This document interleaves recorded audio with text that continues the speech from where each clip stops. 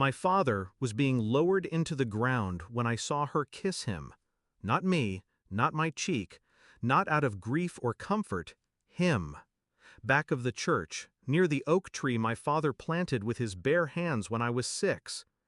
Their silhouettes moved just slightly, his hand on her waist, her lips on his neck.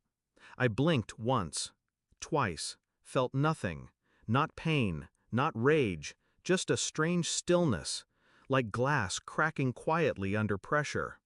She wore black lace, said it was to honor my father. I suppose she forgot black was also the color of secrets. She used to call me her hero, said I saved her, from her past, from herself, from the men before me who used her name like a toy. I believed her, because I wanted to, because I needed to. We met young. I gave her everything I didn't give to anyone else: access, trust, the key to the place inside me no one touched. She said she never had a family that mattered. I gave her mine. And now, the one person who taught me what loyalty looked like, my father, was gone. And she chose that moment to let another man's hands find her in the shadows. That was the part that shattered me. Not the betrayal, but the timing. Because monsters don't always come to ruin you when you're strong. Sometimes they wait until you're on your knees. I didn't confront her, not at the reception, not in the days that followed. I kissed her forehead, held her hand, told her thank you for being there for me. She smiled. She had no idea she'd already lost me. While she slept, I checked her phone. There he was, Jay, no last name, clever, but not clever enough. I recognized the number. He was a mutual friend, an old classmate. I'd once let him crash on my couch after a breakup. So I started watching. Her emails, her location history, her tone when she spoke about helping with the funeral details.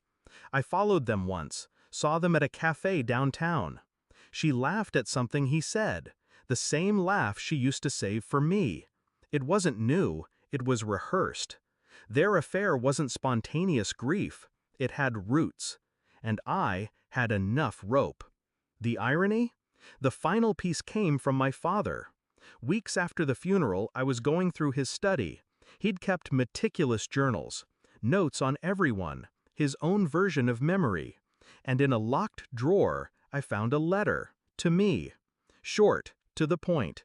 She's not what she seems. If you're reading this, then something already feels wrong. Trust your gut. I never did. I should have warned you sooner. Enclosed was a flash drive, footage from his security cameras, from the lake house. She'd been there. They'd been there, together, the night I was out of town, the night she told me she was visiting her sister. I watched the whole thing, once. That was enough.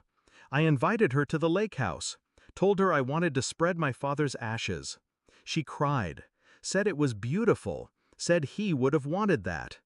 I handed her the urn, let her hold it in her hands. Then I played the video on my phone, not saying a word. She stared at it. Color drained from her face. You knew? I nodded. For how long? Since the burial, I said. The weight of it hit her then. Her breath caught.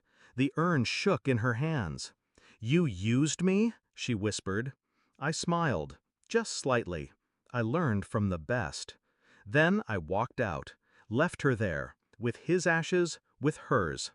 I haven't spoken to her since. Didn't block her, didn't threaten her, didn't need to. She destroyed herself with silence. I hear she moved out of town, lost the guy too. Apparently he didn't know I'd sent the footage to his fiancée. Guess I was feeling generous. People ask how I'm doing.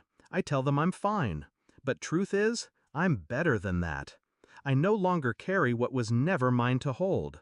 Not her, not the story she sold me, not even the grief she tried to stain with her touch.